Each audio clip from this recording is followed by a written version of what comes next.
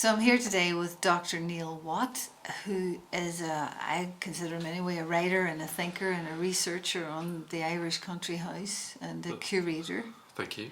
But I'll ask you to introduce yourself and say, how you see yourself in relation to Mount Stewart and how you see yourself in relation to the gardens at Mount Stewart and Edith, and just how your life's journey intersected with Mount Stewart. And if we could open with that, that would be great to know. Yeah, no, I should say from the outset that I am a farmer's son from County Tyrone, and so I'm as far removed from Mount Stewart and its greatness and collection as you're ever likely to get. But from a young age, I was always, I suppose, obsessed almost with history, and especially the Irish country house, which was an incredibly unpopular thing to be interested in whenever I was growing up, especially in County Tyrone, because mostly the houses were being demolished or were being lived in by animals. And in fact, my father and his brother years ago bought what was the sort of remnants of an old country house. It had the sort of bones of the old country house, gate lodges, everything else, and they didn't see that. They only saw spaces for cows, pigs, calves, all that kind of stuff, which is great. They were business people. But whenever I went, I was always enchanted by the historic spaces. And again, I have no idea where this has come from because my parents are not interested in history.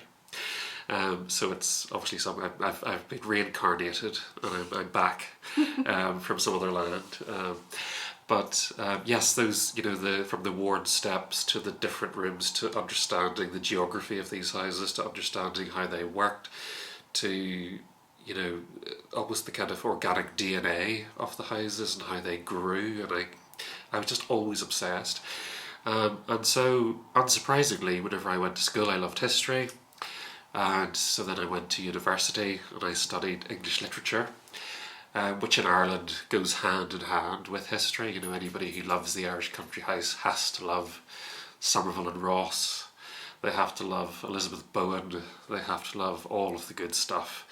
And I have to say the Irish literature and the Irish big house really fused together so beautifully that whenever I was at Queen's in Belfast from 2003 to 2006 for my undergraduate, I was allowed to romp free, and they saw my love of the Irish big house and all that kind of stuff. Just explain for folk who are listening who don't know about that literary tradition. Yeah, you just mentioned. Well, I think even in the context of Mount Stewart, the all of the great Irish writers were going there, and they were all great friends with Edith, the Marchioness of Londonderry, who presided over Mount Stewart from the 20s really until her death in 1959. And if you go to the library at Mount Stewart, whenever I lived there as a member of staff, I was allowed to go and look through the library, and I would see books and letters and inscriptions from Lady Gregory, from W.B. Yeats. W.B. Yeats used to go and sit in the drawing room at Mount Stewart. He bounced Edith's daughter on his knee. George Moore, all of these wonderful people who wrote about the Irish big house, and at a very poignant time in Ireland's history when nationalism was very much the sort of predominant feeling in the country amongst politics, people. Elections from the 1870s, 1880s were really on a landslide, moving away from the traditional landlord parties, and Irish nationalism really winning those seats and really pushing forward. And so these people who were writing were invariably from the big house scene. They had either grown up in big houses or they had proximity to the big houses. And so they wrote about these sort of twilight years. I think Mark Bence-Jones called it the twilight of the ascendancy, and it's this sort of closing chapter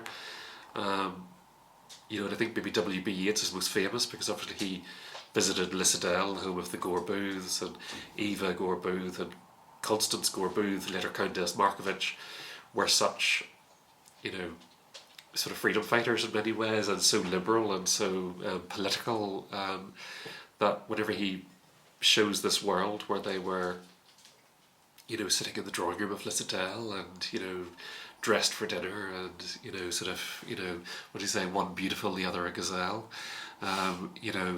sitting amidst the trappings of old empire, of, all of these estates, whether it's rhododendrons from India, antelopes hanging off the walls, whatever, it's all this sort of idea of a world that's completely gone.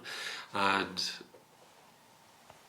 yeah, I think they, for me, I suppose, whenever I was studying Elizabeth Bowen, Yeats, of course, love Yeats, great.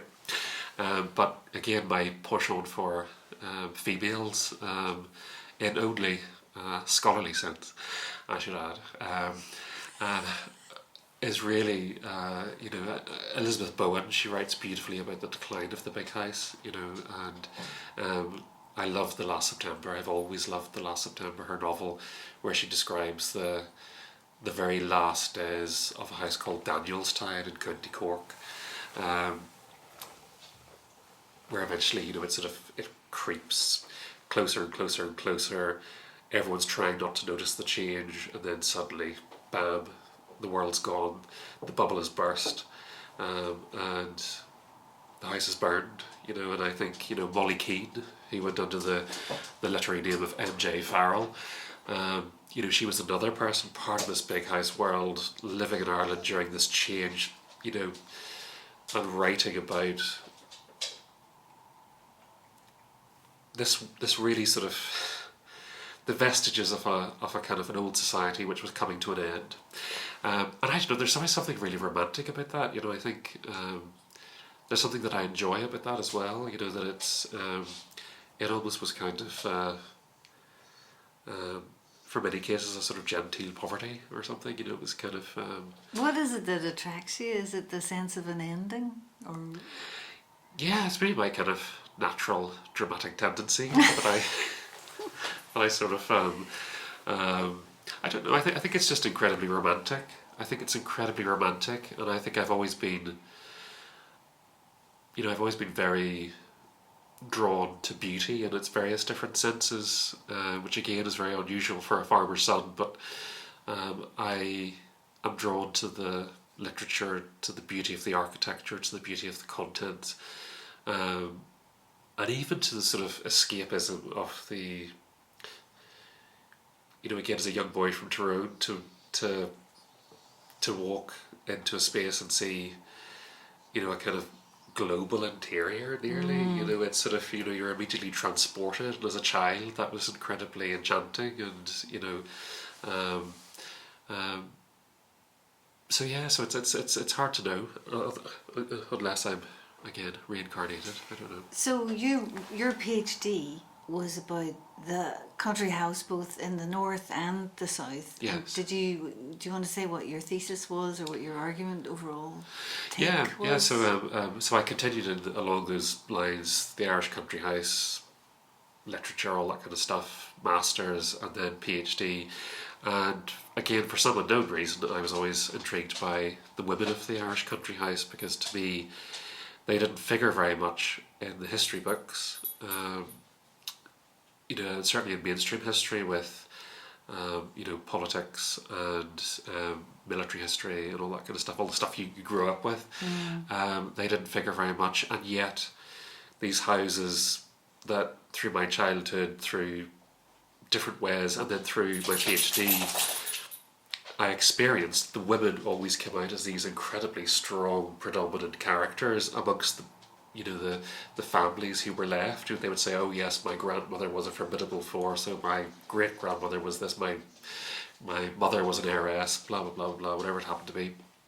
And obviously their portraits were all lining the walls and stuff. So, and actually the female correspondence was always so much more thrilling than the male. Sorry, is that annoying if she's whining, is it? We say I like dogs, so is that okay? It doesn't bother me. But yeah, so I suppose it was a sort of fascination, and I think, whenever I was doing my masters, um,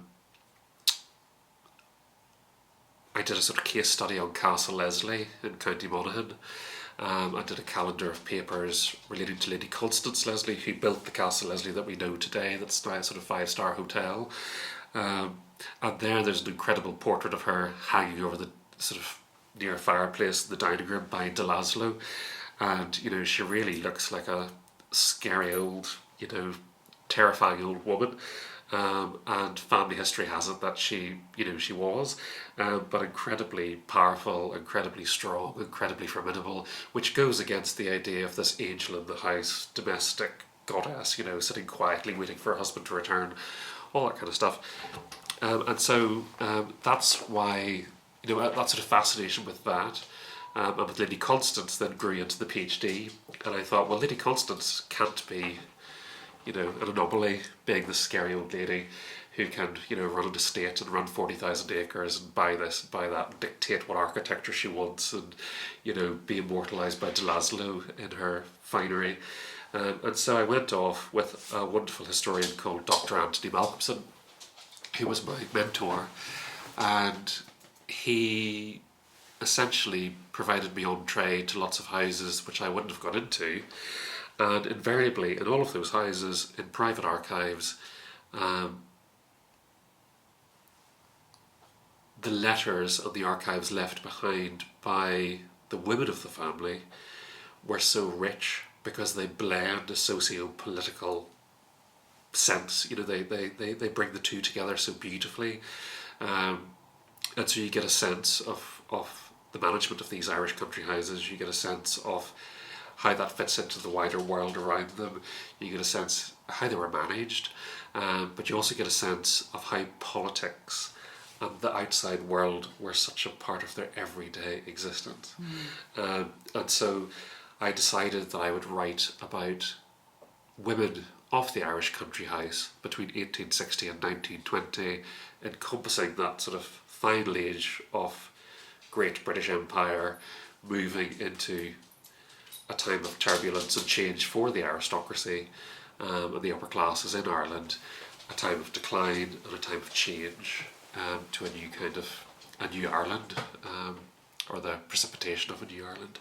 And I suppose, during that time of change, it was interesting how they adapted and how they, there was a lady called Eleanor Clement who had married a descendant of the Earl of Leitrim. 1916, she was,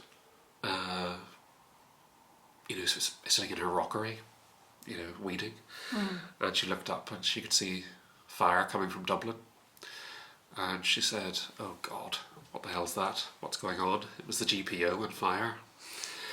And in her diaries, she wrote 1916, "Oh gosh, I really hope this doesn't affect the post." So, but a wonderful example of how, she was thinking, well, I've got a house party next week. What am I going to do? How am I, and her daughter Kitty had to be brought out of Buckingham Palace. So what in 1920, how was this going to be affected? So again, a wonderful fusion of how the literature showed me life, what they thought life was like at that time. But whenever you investigate the archives, actually the literature is incredibly true. It's very true to reality, which I loved. So, but I famously always said that I did not write about people like the Marchionesses of Londonderry because I wanted to write about the huge middle ground of women who belonged to the ascendancy or upper classes in Ireland, but they had been sort of eschewed from the narrative, from the kind of from the literature of the big house. And so I think my famous line in my PhD was, I write neither about the dazzling tiara, I write neither about the women who wore the dazzling tiaras of Lady Londonderry or the weaponry of Countess Markievicz. I write about the huge middle ground of women who managed these country houses, to great success. And there were many examples, and as I say, I find examples for every county in Ireland, and they're all so cohesive. and so you get a real sense of what these women were like and stuff. But then the irony is that I landed a job in Mount Stewart. Home of Edith Lady Londonderry. Yes, which I think was in either 2014 or 2016. I can't quite remember. Just before you go on to that, Yeah. how would you evaluate success for those women in the middle? I mean, what would have been a successful aristocrat of the middling sort? Yeah. Would you evaluate it as they left a legacy, or the estate survived, or how did you evaluate them? Yeah, I think that the success for me was in hearing their voice. I heard, and very clearly and succinctly, they almost, they've become my kind of friends, which is why I kind of want to, publish the PhD into a book and release them into the wild, because I've heard their voice, and their voices are incredibly unique, distinct, individual, but all set within the parameters of the times in which they lived. But they all had great personality and were greatly switched on. The fact that some of them were heiresses, they weren't dependent on a man for money. They weren't subject to the same laws as middle class women. They had legal settlements, which were set up by their parents. So whenever they became 21 or married, they had money. If they married, they had a legal settlement protecting them as well. So they were not these kind of subjugated vessels to be married off. All your property goes to the man, and then you just bang out a couple of children and you're done. That was not the case, and I never found a case of that in my entire research. And even in the case where women did not marry, because obviously the most important thing to do at that time for these women was to marry. That was at the time, that would have been for them, I suppose, an example of success, to marry, and to marry well. Even for spinsters, I found, and I call them spinsters in the historical sense, they often had incredibly rich lives. They travelled, they were educated. In one case, one of my spinsters, ran a very successful kind of stud, and in Kildare, and was sort of master of foxhounds, or mistress of foxhounds, whatever you want to call it, because none of her brothers had ever married, she was basically lady of the house, and so she was never pushed out. She was never forced to, live in smaller accommodation. She was never living a life of, So I suppose, in terms of success, I suppose it's to sort of show the nuance, to show that they were politically switched on, that they could use a lot of soft power that often was not so soft to get what they wanted, that they were often the kind of puppet master behind their husbands, making sure that they, were kind of getting the positions that they required and all that kind of stuff for their success. It's kind of interesting because Sherlock Holmes, if you look at the Sherlock Holmes story, he's always rescuing rich women in distress because of their marriages, isn't he? But actually the story you're telling is a different one, where women actually have the prevailing agency, and they were arrested. Like Edith was richer, wasn't she, than Charles? She actually had the money and the connections. Well, I suppose she had the connections. She had. I suppose the thing is, with anything in history, you tend to be drawn to the exceptional. So we're always drawn to people who have had a really bad marriage, or have been sort of put through the courts by their husband, or thrown out onto the street, or and there are sort of notorious cases. But actually, for me, the general consensus amongst the women that I have certainly looked at and studied was that they often married, and they often married for love, and there were often patterns and that sort of thing. That they weren't subjugated and sort of subservient. Women, that they had agency.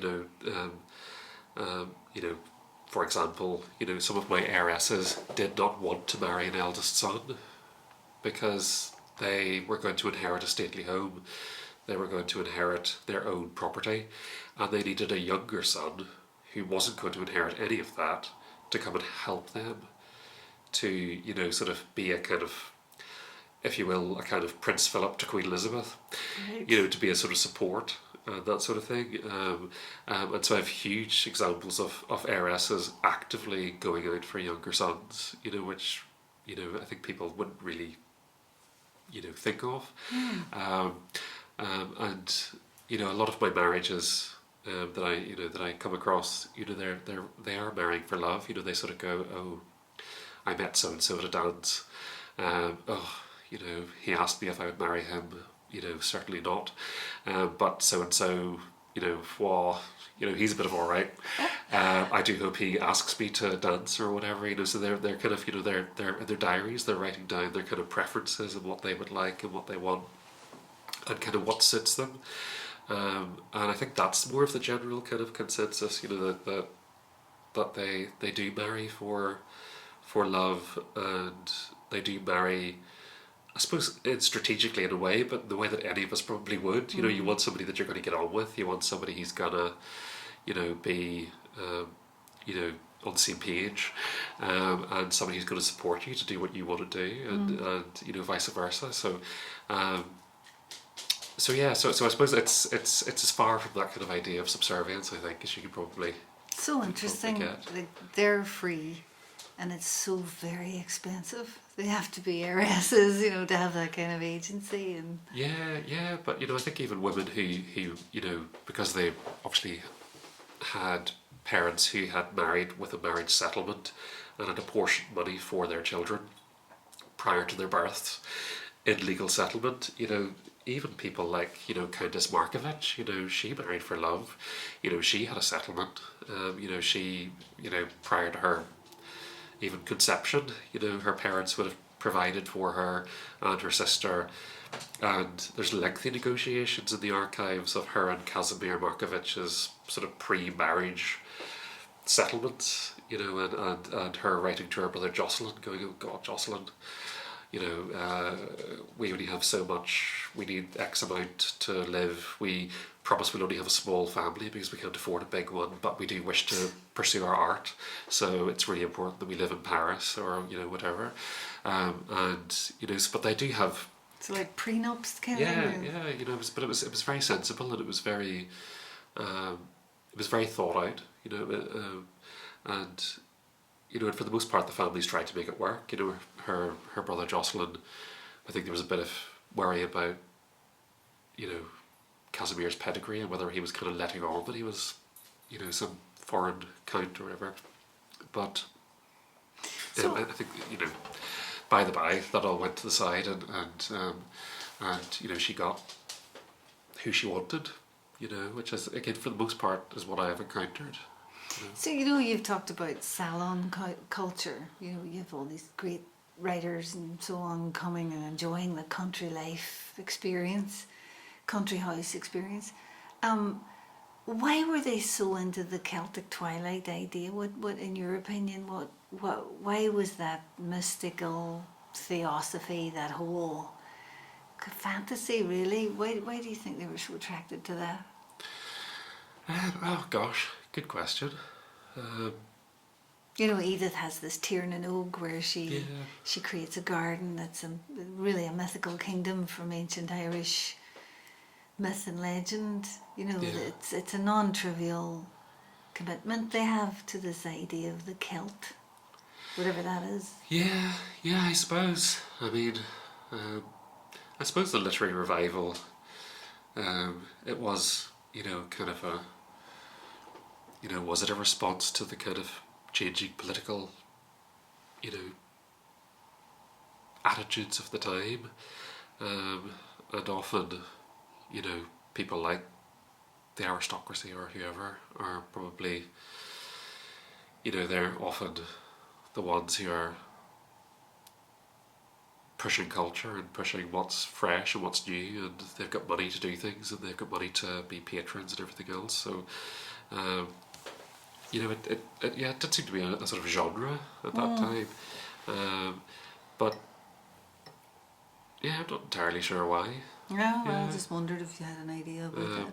You know, I think it just was very fashionable at the time, and I think you see that kind of a rise in people, especially the aristocracy, even in England, them kind of changing religion and becoming Catholic again after sort of being Protestant for so long. And even the Leslies, you've got Sir Shane. He was a big sort of writer of you know sort of Irish fairy tales and ghost stories and literature. And I think somebody actually asked Sir John, why was he so interested in all of this, and he said he just was. But I think it was sort of it was kind of popular culture at that time, and I think Edith, I suppose because she was Scottish, she kind of felt that she was a Celt anyway. She had grown up in the Highlands of Scotland, so I think for her it was very simple. She was a Celt from Scotland who Happened to be in Ireland. who settled in Ireland, but very much felt not English. So maybe it was a kind of, it was sort of a superpower